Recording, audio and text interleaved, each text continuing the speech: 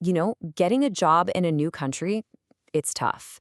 And it's even tougher when you've got this big gap in your work history, a gap that a lot of people might see as a career ender. So today, we're going to dive into the story of a doctor who faced exactly that, and we'll break down the amazing strategy she used to win. All right, so we're actually going to start the story at the end. This right here, this is the message Dr. Samejo sent after her incredibly long journey, a job offer in the UK. This is that moment of victory, and we're going to work backwards to see how she got there. But yeah, getting to this point was, well, it was anything but easy. She was up against something that, honestly, a lot of people in her field would call a career killer. So the big question is, how did she pull it off? How did she turn what seemed like an impossible situation into this incredible success story? Every great story has a huge obstacle, right? And for Dr. SH, it was a big one, a major clinical gap.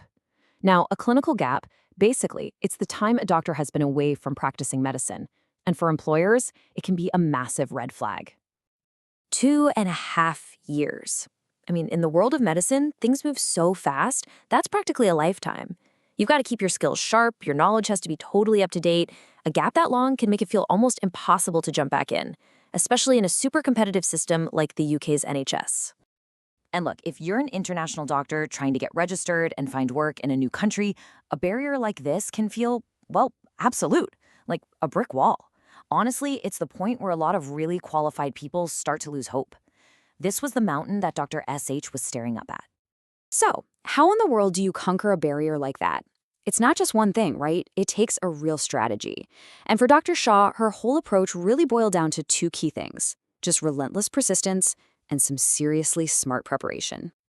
Okay, this is where it gets really interesting because this breaks down her whole method. On one side, you've got just pure, hardcore, relentless work, a daily job search from 9 a.m. to 2 p.m. But check out the mindset here. A rejection wasn't the end. No way. It was a trigger to apply for 5 to 7 more jobs. That's incredible. And then on the other side, you've got the smart work.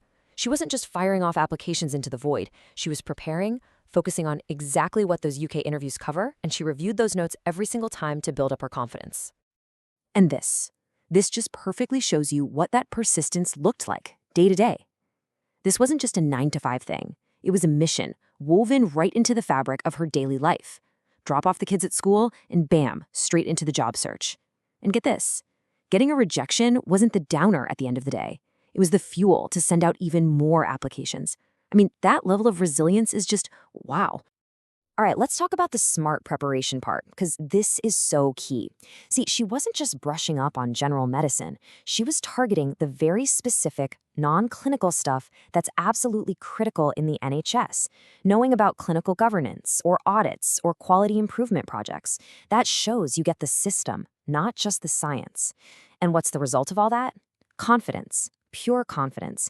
She could walk into those interviews knowing she had the answers they were looking for. Now, you might be thinking, okay, so she was probably just starting her career, right? But actually, it's the complete opposite. This whole struggle wasn't happening to some recent grad.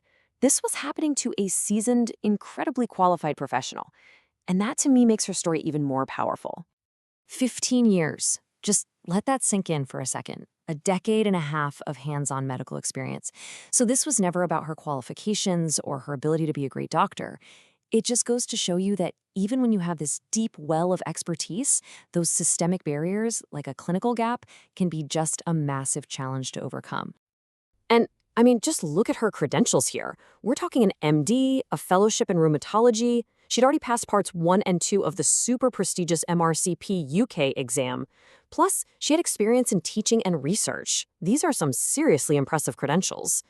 It's just such a powerful reminder that perseverance isn't just for people starting out. It's an absolutely vital tool for everyone at every single stage of their career. So, okay, after all of that, the constant rejections, that daily grind, the super focused preparation, what's the big takeaway from Dr. Esso's journey? Well, it really all boils down to one single powerful message. And here it is, in her own words. For her, this wasn't just about her own success. She wanted her story to be like a beacon of hope for anyone else out there facing that same giant, insurmountable wall.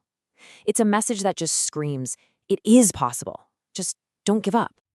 Dr. S's story just proves it, right? That mix of relentless, never give up effort and a really smart strategy can help you overcome incredible odds. So that leaves us with a question to think about for ourselves. We all have our own version of a clinical gap in life, our own challenges that just seem way too big to tackle. So the real question is, what challenge will your perseverance conquer?